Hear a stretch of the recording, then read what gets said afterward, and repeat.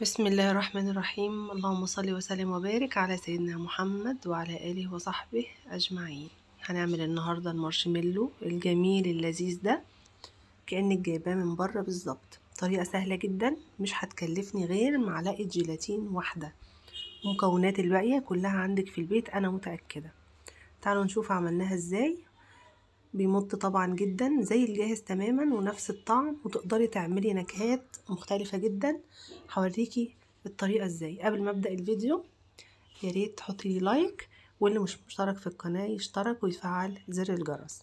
جبت عندي طاسة كده، حطيت فيها كوباية من السكر وربع كوباية مية ورشة صغيرة جدا من ملح الليمون، على طرف المعلقة ملح ليمون، ورفعتها على النار.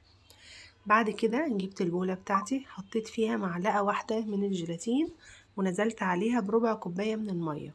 هقلب الجيلاتين كويس وهسيبه خالص لما يشرب المية، ونشوف شكله بعد ما شرب المية هيكون عامل ازاي.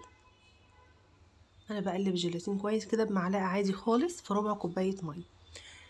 هنا الجيلاتين شرب المية، بصوا شكله. وهنا السكر اللي انا حطاه على النار بعد ما غلى، سبت 5 دقايق بس على النار يغلي. بعد كده ضفت السكر او الشربات اللي انا عاملاه على الجيلاتين وهو سخن كده، وهبدأ اضربه كويس جدا بالمضرب الكهربي. اما وصلت للمرحلة دي بدأت اخد نصه كده في بولة تانية، علشان انا عايزة اضيف بقى نكهات. تقدري تضيفي فانيليا بطعم البرتقال، او لو عندك اسانس بطعم الفانيليا او بطعم البرتقال ضيفيه. انا حطيت نقطة كده من طعم البرتقال، والناحية التانية حطيت نقطتين كده من اللون الاحمر بطعم الفراولة. هبدأ بقى اضرب كويس جدا المكونات اللي عندي.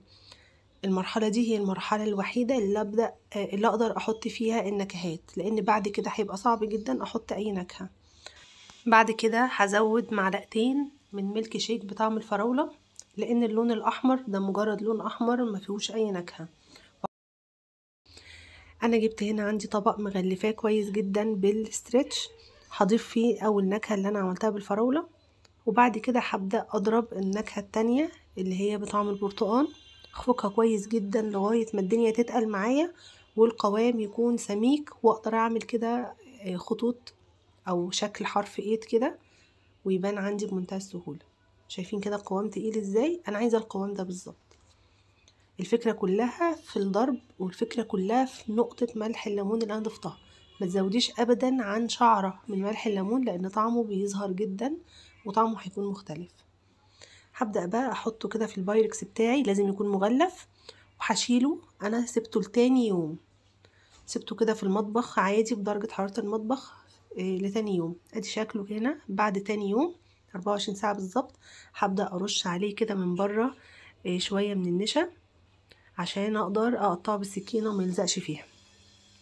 طلعت كده معايا النايلون بتاعي، وهجيب السكينة هعفرها كده من بره بالنشا، وهبدأ اقطع الصوابع اللي انا عايزاها. المقاس بقى اللي يعجبك، تقدري بقى تجيبي الاشكال، القطاعات الاشكال، شكل دبدوب، شكل لعبة، شكل عربية، شكل نجمة، اي شكل تقدري تقطعي بيه هيديك الشكل اللي انت عايزاه. ابدأ بقى اشيله بالراحة كده من الورق، مش مشكلة خالص انه يلزق، مفيش اي مشكلة، لان مجرد ما هغلفه بالنشا وهسيبه بعد ما اقطعه كمان شوية هتلاقيه بدأ يعمل نفس الشكل اللي احنا بنشتريه من بره. هندخل عليه كده نشا من كل مكان. شوفوا بقى المنظر، هو كده بقى جاهز، نفس طعم اللي انا بشتريه من بره. تقدري تحطي اي نكهة تتخيليها عندك، اي نكهة. احنا بنشتري كده من الماركت اسانسات صغيرة كده فيها كل النكهات، في نكهة جوز هند، في نكهة موز، نكهة برتقال، اي نكهة عندك تقدري تعملي بيها. انا حبيت اجرب النهاردة في كوباية واحدة بس من السكر، طلعت معايا ناجحة تماما نفس الطعم اللي بنشتريه. جربوها والله سهلة قوي، مكلفتنيش اي حاجة، السكر موجود في البيت. كل اللي كلفني بس هي معلقة الجيلاتين، وهي طبعا بسعر لا يذكر.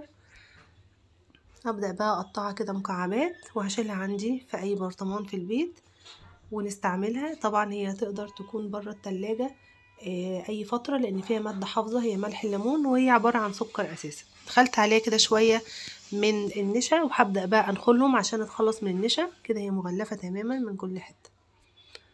ايه رأيكم بقى في الشكل؟